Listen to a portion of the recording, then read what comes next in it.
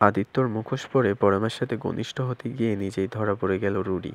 Hello বন্ধুরা, এমন চমকে যাওয়ার মতোই ঘটনা দেখতে পাবেন আসছে পর্বগুলোতে।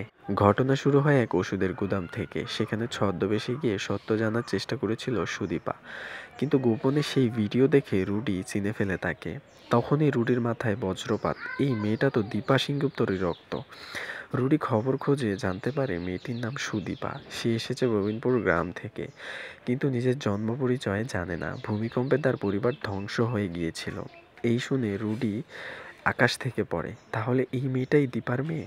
রুডি প্রতিশোধের প্ল্যান করতে থাকে, কিভাবে সুদীপাকে শেষ করা যায় সেটাই এখন তার একমাত্র লক্ষ্য। অন্যদিকে দেখা যায় পরমা রাতভর অসুস্থ অভ্র সেবা করছে, কারণ অভ্র মাতাল হয়ে পড়ে গিয়েছিল।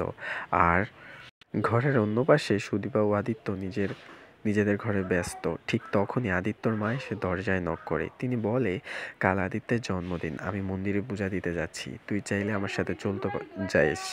এটা শুনে সুদীপা খুশিতে ভরে ওঠে। মনে মনে ভাবে কাল আদিত্যকে একটা সারপ্রাইজ দেব। পরের দিন সকালে মন্দিরে পুজো দিতে যায় সুদীপা।